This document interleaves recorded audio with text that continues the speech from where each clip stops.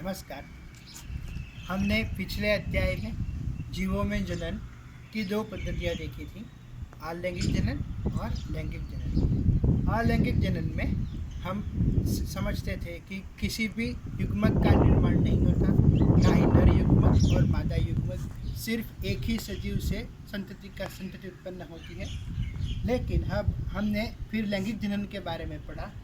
हमने पिछले अध्याय में वनस्पतियों के बारे में भी पढ़ा था, लेकिन वो सब था सिर्फ और सिर्फ अलैंगिक जनन और वानस्पतिक प्रजनन के बारे में। हम लोग आज दूसरे अध्याय की ओर जा रहे हैं। दूसरा अध्याय है पुष्पी पादपों में लैंगिक जनन। पुष्प, क्या आप हर एक वनस्पति में एक समान पुष्प देखते हैं? हर एक वनस्पति के पुष्प में कुछ न कुछ आकारिकीय तथा रचनात्मकीय विशेषता होती है। आकारिकीय विशेषता में उनके अलग अलग वनस्पति के अलग अलग पुष्प होते हैं। जैसे कि गुड़हल में द्विलिंगी पुष्प होता है। जैसे कि आप बरगद में देखें तो बरगद जो उसके फल ही उसके पुष्प की तरह कार्य करते हैं। उसी के अंदर आपको नर पुष्प पुंकेसर तथा स्त्री केसर के भाग दिखते हैं। आपने कक्षा 11वीं में 3 फैमिलीज पढ़ी थी कुल। उसमें पहला था सोलेनेसी, दूसरी थी फेबेसी और तीसरी थी लिलियस। उसमें आपने पुष्प का विच्छेदन किया था। उन तीन फैमिली में या तीन कुलों में अलग अलग प्रकार के पुष्प थे।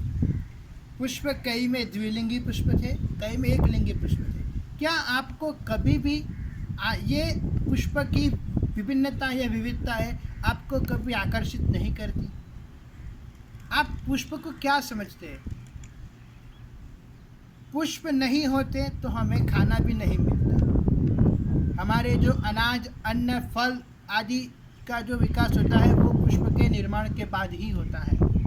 तो पुष्प एक हमारे लिए भी तथा वनस्पतियों के लिए भी महत्वपूर्ण अंग है।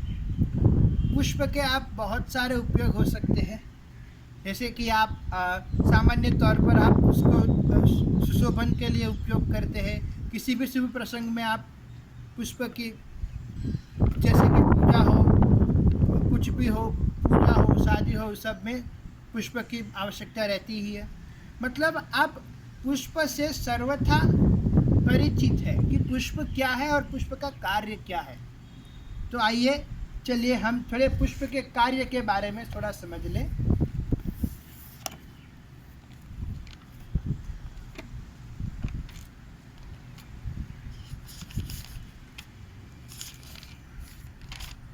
पुष्प के कार्य। पुष्प तने का रूपांतरण होते हैं जो लैंगिक प्रजनन का कार्य करते हैं। इसमें फर्टाइल उर्वर पत्तियां माइक्रोस्पोरोफिल पुंकेसर एवं मेगास्पोरोफिल अंडक में परिवर्तित हो जाती हैं, जिनमें क्रमशः परागकोश तथा बीजांड उत्पन्न होते हैं। परागकोश पराग कणों को उत्पन्न करते हैं तथा बीजांड अंड को उत्पन्न करते हैं। एंजियोस्पर्म में पाए जाने वाले पुष्प विभिन्न आकार के होते हैं जो विभिन्न प्रकार के परागण में सहायता करते हैं। पुष्प पराग कणों के अंकुरण, पराग नलिका के विकास, गैमीट्स के निर्माण तथा निषेचन के लिए स्थान प्रदान करते हैं। अंडाशय अंडप का भाग होता है जो निषेचन के बाद फल के रूप में रूपांतरित हो जाता है तथा बीजांड बीज में रूपांतरित हो जाती है। कुछ पुष्पीय भाग जैसे कैलिक्स तथा अंडाशयों के विभिन्न रूपांतरण फलों तथा बीजों के वितरण में सहायक होते हैं। अब पुष्पी पादपों में पुष्प ही एक ऐसा अंग होता है जो उसे अन्य वनस्पति समुदायों से अलग करता है और उसे विशिष्ट बनाता है तथा उसे मानवोपयोगी या मानव जाति के लिए उपयोगी का ज़्यादा उपयोगी बनाता है।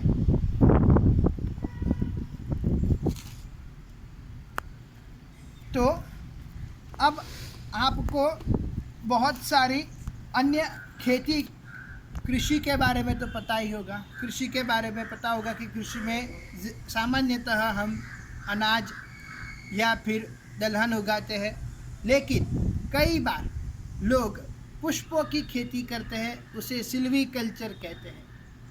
अगर कोई जंगल में पाए जाने वाले वनस्पतियों का संवर्धन करता है तो उसे सिल्वीकल्चर कहते हैं।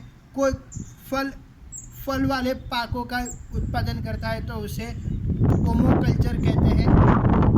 अलग अलग प्रकार की कृषि में अलग अलग उसका नाम दिया है, जैसे कि फ्लोरिकल्चर, सिल्वीकल्चर। अगर कोई मेडिसिनल प्लांट करता है तो मेडिकोकल्चर कहते हैं। अलग अलग वनस्पतियों के अलग अलग संवर्धन की अलग अलग पद्धतियां हैं, उसे फ्लोरिकल्चर या floriculture, silviculture, germ plasm culture ऐसा भी कहते हैं। कई बार हम शहद के लिए भी करते हैं तो उसे एपीकल्चर कहते हैं। रेशम भी हमें पुष्पों से मिलता है, वनस्पति से मिलता है तो उसे कहते हैं सेरीकल्चर कहते हैं। लाख जो आप कई सरकारी या किसी भी अर्ध सरकारी कचहरी में जो लाल कलर का स्टैंप लगता है वो लाख से निकलता है, उसका भी कल्चर होता है, जो उसके लिए भी वनस्पतियों का होना सहायक वनस्पतियों का होना महत्वपूर्ण है, उसे लाख कल्चर कहते हैं। तो ये अलग अलग प्रकार के संवर्धन हैं जिससे कि अलग अलग वनस्पतियों का संवर्धन एवं विकास हो सके, और ये करना ज़रूरी भी है क्योंकि इसी से हमारे वनस्पति की जैव विविधता बची रहेगी, ताकि जो इस समय जो बहुत सारे पेड़ कट रहे हैं या वनस्पति का ह्रास हो रहा है वो इससे रुक सकता है। तो ये करना ज़रूरी है क्योंकि ये उसकी जेनेटिक विविधता को भी संभालता है। तो हम आगे पुष्प उसके लैंगिक अंग होने के साथ साथ उसके आनुवंशिक लक्षणों के वहन में भी जिम्मेदार होते हैं। तो हम पुष्प के अलग अलग अंगों के बारे में थोड़ा संज्ञान कर लेते हैं।